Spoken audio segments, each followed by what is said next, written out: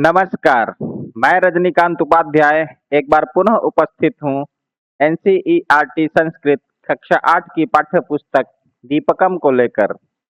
इसमें हम लोग पढ़ेंगे प्रथम पाठ संगच्छध्वम संवदध्वम इसका प्रश्नोत्तर। तो आइए चलते हैं प्रश्न की ओर। अभ्यासात जायते सिद्धि, अभ्यास से सिद्धि की प्राप्ति होती है। पहला प्रश्न है संज्ञान सुक्तम सस्वरम पठत स्मरत लिखत च। संज्ञान सूक्त को सस्वर पढ़ना है, याद करना है और अपनी अभ्यास पुस्तिका में लिखना है। तो आइए उच्चारण करते हैं।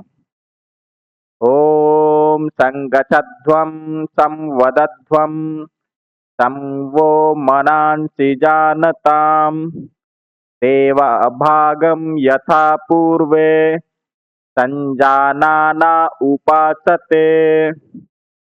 समानो मंत्रः समितिः समानी समानं मनः सह चित्तमेषां समानं मंत्रमभिमन्त्र एवः समानेन वो हविषा जुहोमि समानीव आकुतिः समाना हृदयानि वः समानमस्तु वो मनो यथा वह सुसहासति। तो ये हो गया सस्वर वाचन। दूसरा प्रश्न है अधोलिखितानां प्रश्नानां उत्तराणि पूर्ण वाक्येन लिखत। नीचे दिए गए प्रश्नों का उत्तर पूरे वाक्य में लिखना है।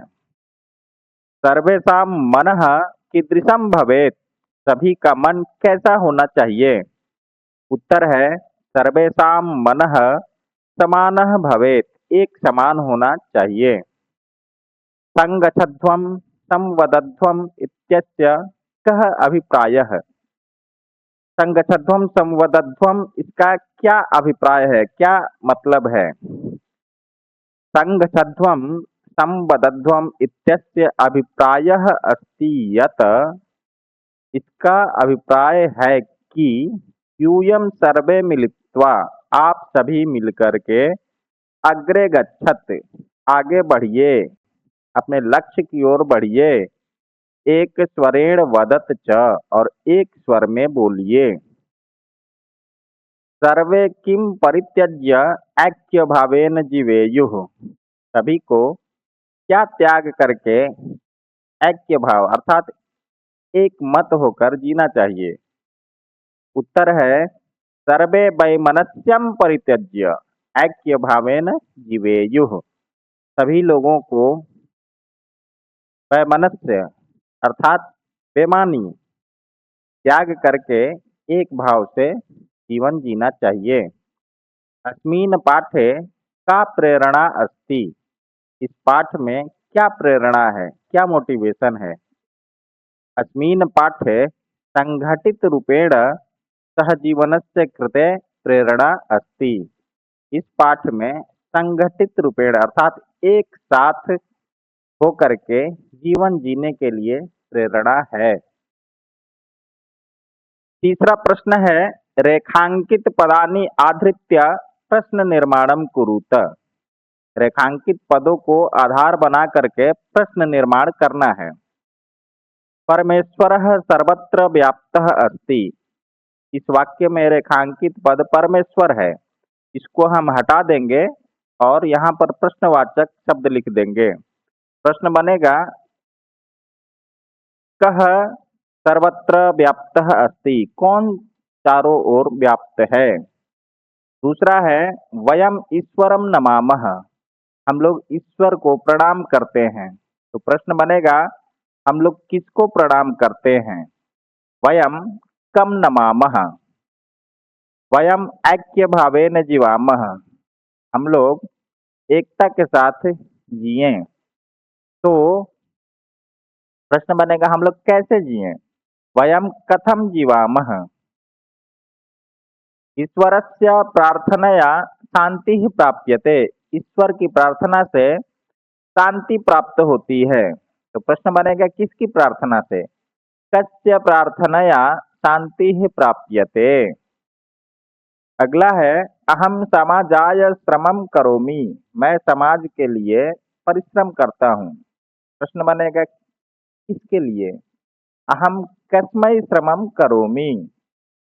अयम पाठः ऋग्वेदात् संकलितः, यह पाठ ऋग्वेद से संकलित है। प्रश्न बनेगा कहाँ से? अयम पाठः कुतः संकलितः? वेदस्य अपरम नाम श्रुतिः, वेद का दूसरा नाम श्रुति है। प्रश्न बनेगा किसका दूसरा नाम श्रुति है? प्रश्न होगा कस्य अपरम नाम श्रुतिः? मंत्राः वेदेषु भवन्ति, मंत्र वेदों में होते हैं। प्रश्न बनेगा कहाँ होते हैं या किस में होते हैं? मंत्राः कुत्र अथवा केषु भवन्ति, दोनों में से कोई एक लिख सकते हैं। चौथा प्रश्न है पट्टिकातः शब्दान् चित्वा अधोलिखितेषु मंत्रेषु रिक्त स्थानानि पूरयत। पट्टिका में शब्द दिए गए हैं, इनको नीचे दिए गए मंत्रों के खाली स्थान में भरकर पूरा कर देना है। यहाँ भर दिया गया है संगच्छध्वं संवदध्वं समवो मनांसि जानताम देवा भागम यथा पूर्वे संजानाना उपासते। समानो मंत्रः समितिः समानि समानं मनः सह चित्तमेषां समानं मंत्रमभिमंत्रये वह समानेन वो हविषा जुहोमि। समानी व आकुतिः समाना हृदयानि वह समानमस्तु वो मनो यथा वह सुसहासति। इस प्रकार से आप इन मंत्रों को याद रखिएगा तो आराम से रिक्त स्थानों की पूर्ति कर सकते हैं। पांचवा प्रश्न है पाठे प्रयुक्तान शब्दान भावानुसारम परस्परम योजयेत। नीचे दिए गए जो शब्द हैं इनको मिलान करना है जो इसके भाव के अनुसार अर्थ हैं। यहाँ मिलान करके लिख दिया गया है। जैसे संगच्छध्वम अर्थात इसका भाव है मिलित्वा चलत, मिल करके चलें। संवदध्वम इसका भाव है एक स्वरेण वदत, एक स्वर में बोलें। मनः चित्तम होगा। उपासते इसका होगा सेवन्ते। वसुनी इसका है धनानि। विश्वानि इसका है समस्तानि। आकुतिः इसका होगा संकल्पः। छठा प्रश्न है उदाहरणानुसारेण लट लकारस्य वाक्यानि लोट लकारेण परिवर्तयत। उदाहरण के अनुसार लट लकार के वाक्यों को लोट लकार में बदलना है। जैसे उदाहरण है बालिका नृत्यन्ति, लड़कियां नाच रही हैं।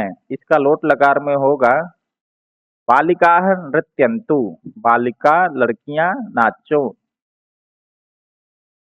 अगला है बालकाः हसन्ति, बालक हंस रहे हैं।